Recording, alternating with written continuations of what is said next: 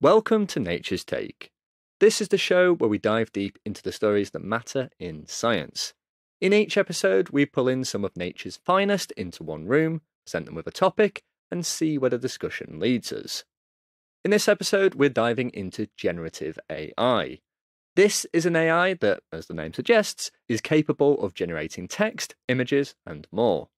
ChatGPT, Bard, and DALL-E are examples of such AIs, and in the past year, they have been taking the world by storm, raising fears of the death of certain kinds of jobs, or sparking hopes that cumbersome tasks could be automated.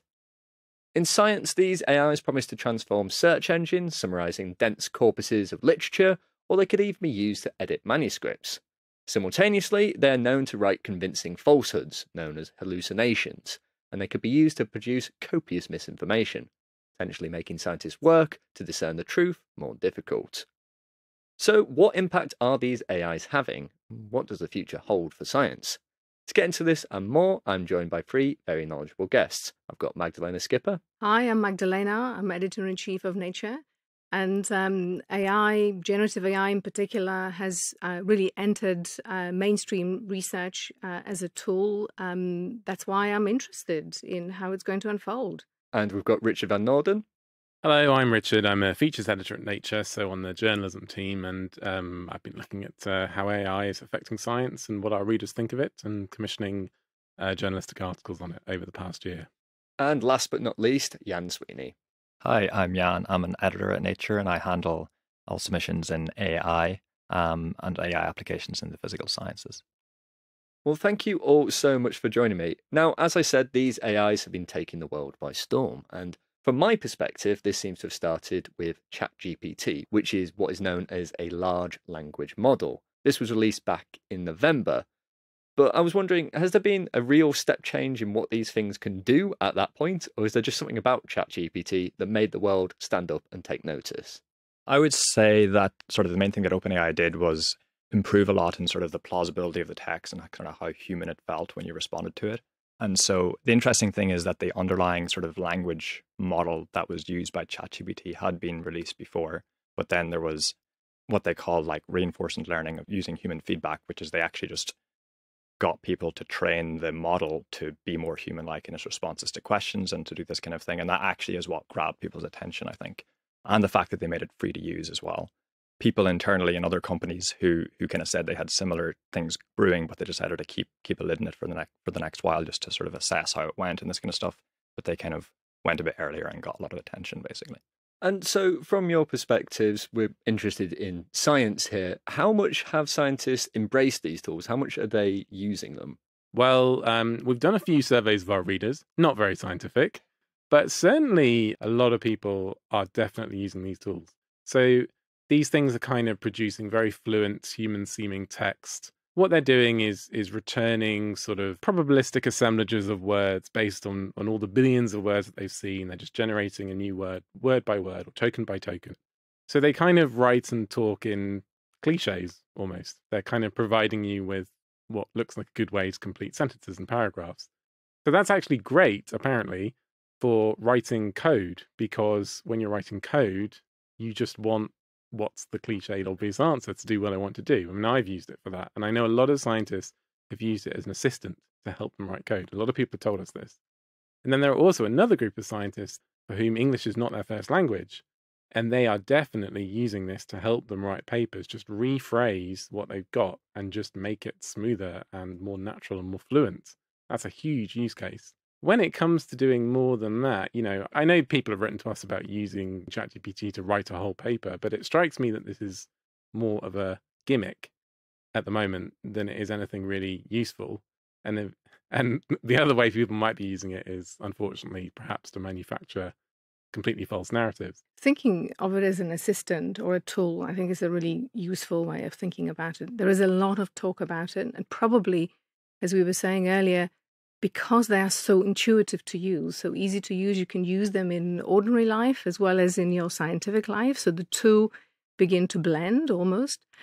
The fact that scientists use them, I think, is really very clear, and they use them quite a lot. To what extent then they subsequently plug in the results into something like, for example, scientific papers, or actually implementing the code that they've developed using it, or, for example, in presentations, is another matter. But experimenting with it, playing around with it, I think that happens a lot. And I sort of almost imagine that many researchers would have a window opened with some kind of a generative AI tool where they're plugging some queries into to get a response from. Yeah, I mean, I would just say as well as that, so when we talk about ChatGPT, we're thinking of generative AI for text, right? But you can also have generative AI for other types of modalities, for images or for sequences of characters, which can represent like genetic sequences or proteins and this kind of thing. And that's another application, is using generative AI to come up with new proteins and new drug designs and this kind of thing, which is pretty exciting as well. A lot of the research that I kind of see is maybe less exciting, as stuff like, oh, I asked ChatGPT, what drug I should design or what sort of chemical sort of process I should look into, and it told me this. What's more exciting is actually sort of training sort of generative AI models in your specific domain with the data that you have in a sort of more sort of intentional way, I guess, and using that for research as well. We did do reported story on work to make new proteins, which has been going on for many years using AI, but specifically they are now using generative AI to imagine new proteins. And it's kind of the same sort of technology as is used in things like Midjourney, generating these new protein images. And the amazing thing is that when they check them for real, actually quite a large fraction of them actually do what you thought they would do in terms of fitting to some other protein, however you've constrained it, which surprised me because I thought it was going to be like, well, this is a lovely picture, but it's of no use whatsoever. But it turns out actually that, it's not bad. It's not great, but it's not bad. And it's speeding up the process of dreaming up these new proteins. But one thing about that checking process is I think you can use these things to generate a new protein or to generate new text or whatever, or new code. But what's essential is that you have the taste and discernment to very quickly be able to check whatever it is that's come back. And I think a lot of scientists think this is quite good because they do have that discernment. I remember one scientist saying, I wanted to think of some new way of doing something, and I asked ChatGPT and it came back with 20 ideas, of which I instantly knew that 19 were rubbish and one was quite interesting and I hadn't heard of it before. So that worked great because the scientist could very quickly check and verify that there was one useful thing in what he got back. But the danger comes when you don't know and you say, well, it spit out 5 lines of code. It looks like it's correct, so I'm going to use that. And then it turns out it wasn't correct and you didn't know to check. So that's kind of the key distinction, I think, when you're using these tools. And I have to say, when we think about applications of generative AI, obviously there are other types of AI which are increasingly important in the context of research. But if we just focus on generative AI, these other applications beyond text, I think, are the most interesting ones, certainly from our perspective, from a perspective of a journal, from a perspective of editors. They really expand and accelerate discovery in a real sense. And absolutely then being able to use that potential, the data, the models that come out from the tools to then advance towards a specific goal or specific topic that a researcher has in question, of course, has to be overlain on top of what generative AI tool has created. And, what would you say are the main sort of risks that especially researchers face when interacting with these tools or from these tools in general? So there's a few risks. One of them, as Richard sort of pointed out, is the kind of false sense of security from getting plausible outputs. Basically, it's quite convincing when it comes in text because we're used to sort of interacting with humans socially and this kind of thing. So I think it would depend a lot on the domain, how likely a scientist and or researcher in that domain is to fall for like sort of plausible sequences of or proteins or something, this kind of thing.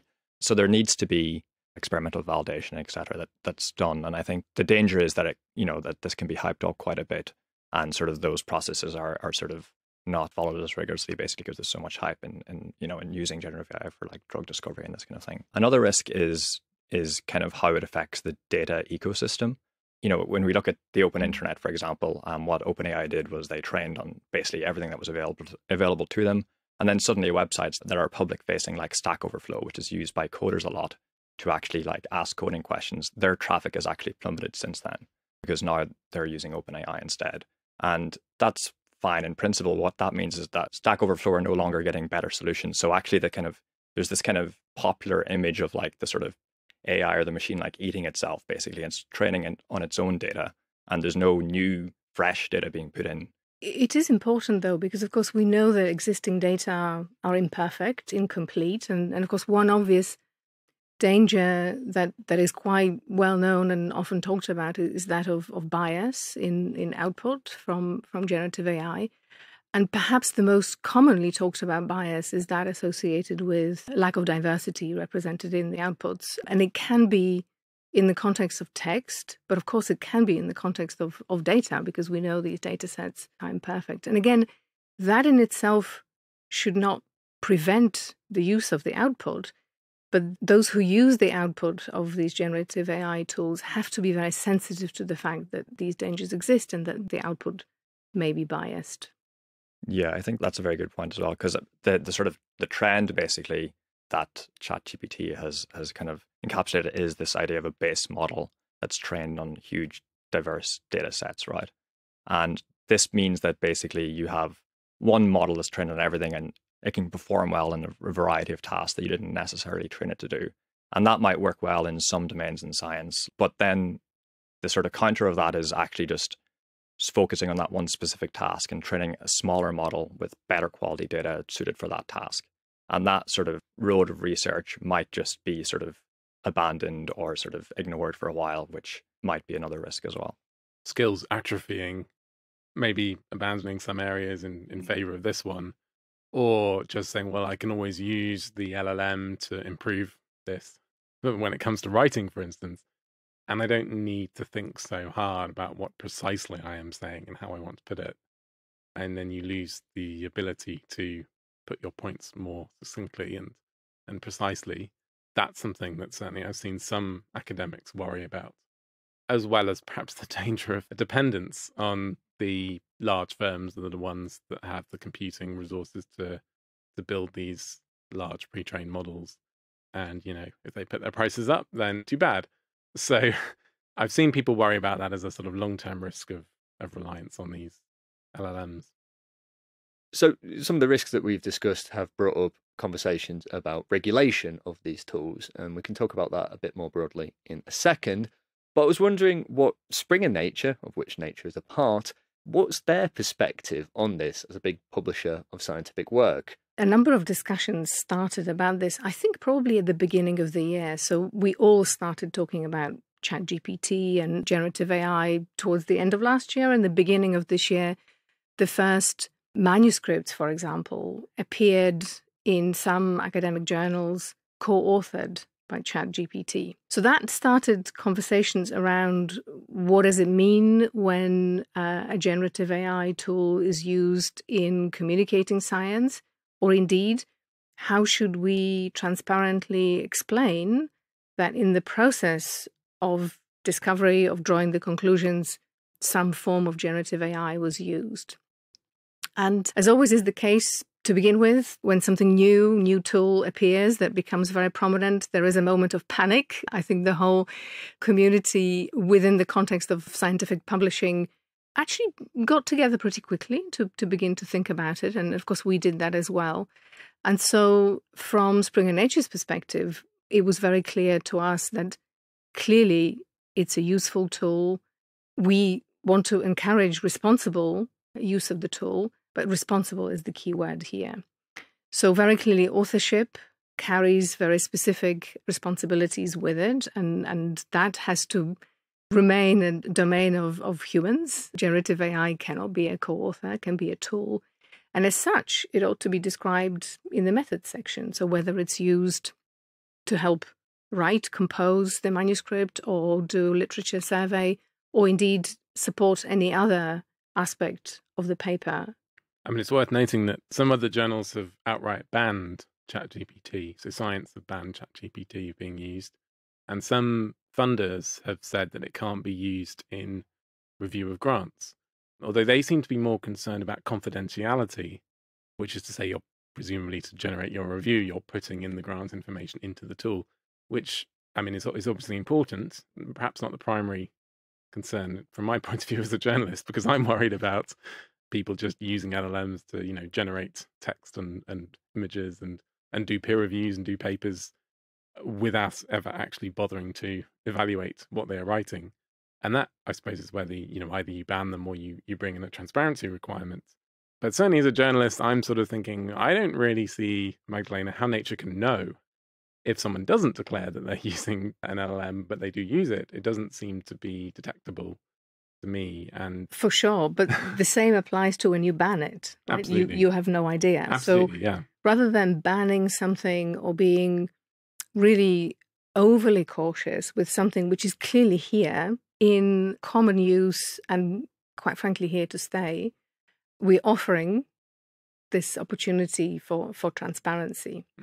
So I guess we're all sort of quite interested, I think, to see how far watermarks are going to be able to be taken. If companies say they're working on watermarks that might make it possible to identify whether a piece of text is AI generated. As far as I know, any watermark can be circumvented if someone tries hard enough, but you might make it a lot harder for that to happen, and companies might actually put watermarks in, which they haven't actually done yet. So all this talk of whether they can be circumvented is rather academic. And the detection tools is the other side of this, which, as far as I can see so far, have been a bit of a dead loss because they may be quite good at detecting AI-produced text, but they're not perfect, and that's already a problem. And unfortunately, they also label human-produced text as AI-generated, which is an absolute nightmare for teachers of student classes and so on. So to my mind, that makes them possibly useful as a first guide to maybe you should look into this more and have a look and see if your student or your research paper author, has something more to say about how they generated the material, perhaps. As I said, we can broaden this out to wider regulation. Richard, I know you've been sort of looking into what governments and different large organizations are doing about these technologies. Where are they landing on these tools, and would it have any impact on research? The regulation is a sort of massive, wide question about all kinds of AI, but specifically on generative AI, you've got the EU's AI Act, which has been passed by Parliament, but not yet passed by the other bodies of the EU. It might get passed by the end of the year. And that, at the moment, says that producers of generative AI tools must list out all the training data, including any copyrighted training data, which seems impractical, but it is in the text of the Act. And it also says that they must be transparent about when the LLMs are being used, which again seems a bit impractical, but they're only thinking about this in the context of deepfakes, in the context of videos or images that portray people as saying or doing things that they didn't, and it's all non-consensual. That's what they're worried about. There isn't text saying this must be transparent all the time. China's gone much further. They've got quite draconian rules. You must be transparent every time you use an LLM, and it will remain to see how that's enforced. Something that has been missing for me in the conversations around regulation and the effort towards coming up with regulation is actually true collaboration across governments, researchers who do this work in the private sector context, and researchers who do it in the context of academia. I've seen groups getting together just within academia, trying to come up with a set of rules, wishing then to impose them further, or just as we mentioned, companies themselves who have already released very powerful tools come up with their regulation. But I think in order for us to be really collectively, to be really successful, those different stakeholders, if you like, ought to really come together. That will be the most valuable in terms of where the development should go, where it should not go, also providing guidelines for users. It would also be most valuable because, of course, if we are talking about the use of generative AI in the context of science, science, of course, is a global enterprise that unfolds both in the private and the public sector. So these rules need to be effective and appropriate for all these settings. Otherwise, we will have this sort of balkanized, piecemeal solution. And the true collaborative approach, as far as I've seen so far, is still missing. I would agree with that, especially if we look at sort of what's been happening before generative AI became sort of the main AI that we talked about. There were automated decision-making systems that have been around for a very long time. And much of the regulation in the EU and the US to some degree have been focusing on those as well. And Richard talked about sort of being able to explain the decisions that came out of these systems. And that has been talked about for quite a while. But it's unclear whether, when academics talk about explainable AI, it's often very different to what the lawyers and the regulators talk about. And there's not much dialogue there. So I think, I mean, maybe you might correct me, Richard, as whether there's been much progress on that. But yeah, I think there's a lot of work to be done still. I agree. Yeah, I mean, yes, what is in the EU AI Act? What does it really mean to say a decision must be explainable?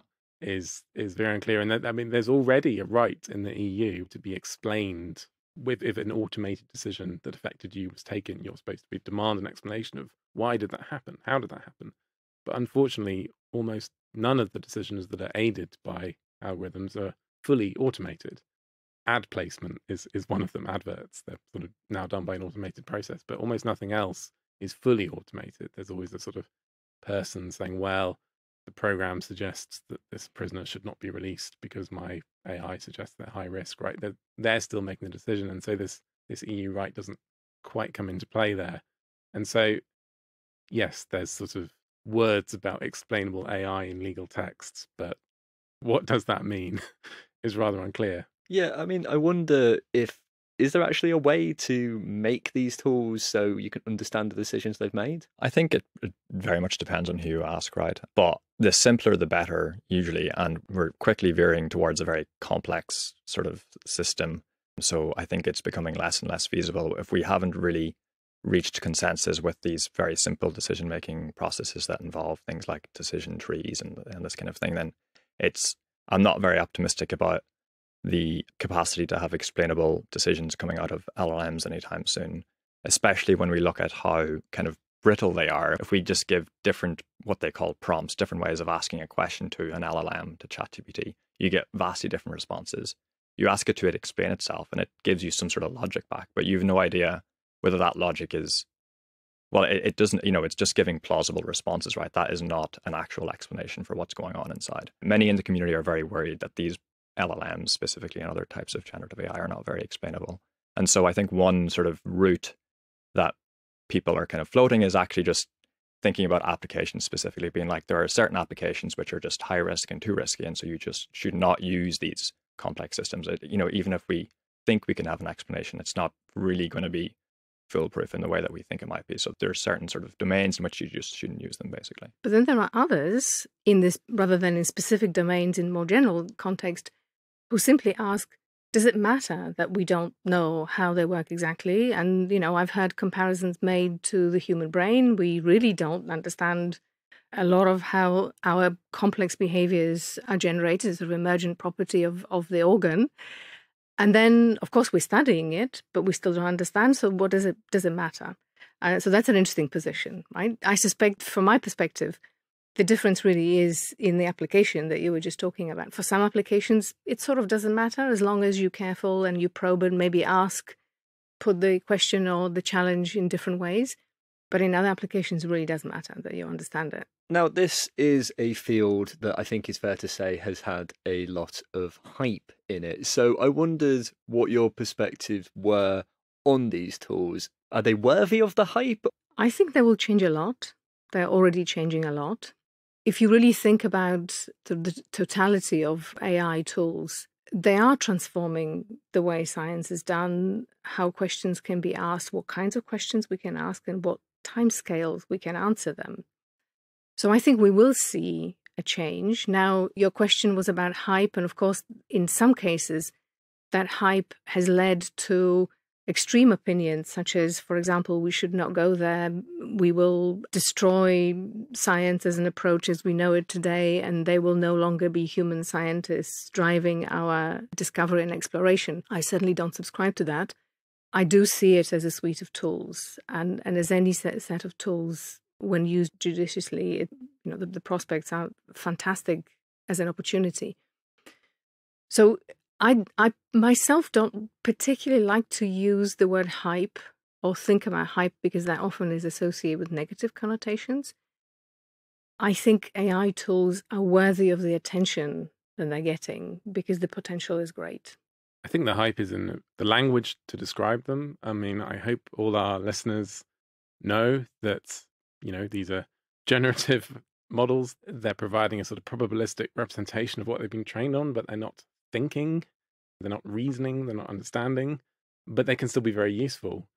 But when people go too far in anthropomorphizing them and talking about, uber intelligent generative AIs, that to my mind is hype that's not really reckoning with what we have, and it's sort of speculative, and the speculation is used to drive up investment and to sort of say, this is the next big thing. And so it's a bit of a balancing act, because they could be really interesting and useful, but we want to think about what they really are. And it's made further confusing by the fact that they are really mysterious, and there will be some researchers who will say what is going on inside these neural networks really is some kind of representation of the world they're trained on, does mean some kind of understanding in a way, but it is not the same as we would see it in the sense of thinking or anthropomorphized ideas of those words. So that's kind of where the hype comes in, I think. I think the wider concern hype, I suppose it's sort of a bit out of science's domain, the idea that wider society, a bad actor could use these things to do bad things. That is all very true. I mean, that's still true now of a lot of the technology we have.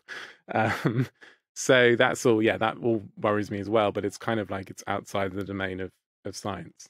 So I guess not really for this discussion. Yeah, I mean, I would definitely agree with Richard that most of the hype, sort of the risks of the hype rather, are outside of the domain of science as well. Investors hyping up their products, this kind of stuff, it can be used to argue against regulation, because if, a certain country starts regulating technology, then they'll fall behind other countries. And so there'll be this sort of almost like an AI arms race dynamic. That's probably where I would be most concerned about with the hype.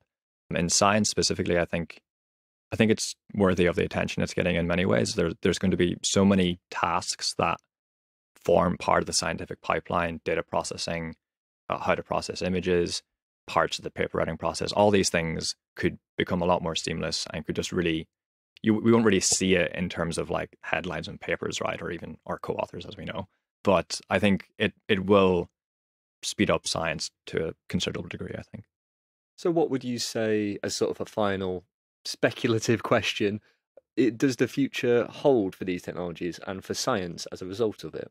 Well, definitely, I do think that we're going to be seeing generative AI as the kind of glue holding different parts of science together, by which I mean you're going to be asking natural language questions, how to interpret this, what does this data mean? And you're asking that as a natural language question, and the system is coming back and saying, well, I am a system that's been trained on this kind of stuff, and I'm coming back in fluent words with this answer.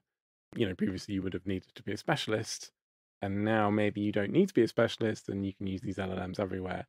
And with that comes the risk of, do you really understand what's going on with that data? But the benefit of being able to very quickly interrogate a lot of data that you couldn't before. So expanding on what Richard said, exactly analogously, I think we'll see generative AIs used as tools to synthesize information that is already out there, not necessarily in the form of data, but, for example, written text, papers, books, other types of publications. And that, I think, will open up an opportunity for so-called non-experts entering much more swiftly into another discipline with which they were previously less familiar. So there is an opportunity. Yes, there are dangers that they may not be able to scrutinize the output just as efficiently as someone who has background in their discipline. So again, we're coming back to that tool which will speed up, simplify, and by virtue of doing so, open up doors, whether it's data of any kind, including text type of data, published information. I mean, I should say, I also do expect a bit of a nightmare of fake papers and data. I expect we'll see that, and I expect we'll see a backlash, and I expect we'll see more of a kind of verification procedures becoming more sort of just institutionalized part of the whole endeavor, because of the possibility of manufactured but convincing data and text. I mean, that's the kind of skeptical view. This is true, but I'm a forever optimist. So I completely agree with you. There will be those bad actors in science, in research as well. But I view it as a sort of a different flavor of what effectively already happens. It will be another way that somebody may wish to fake a paper. But let's face it, considering how much research is done, how much is published, that deliberate manipulation, faking is still a tiny, tiny minority.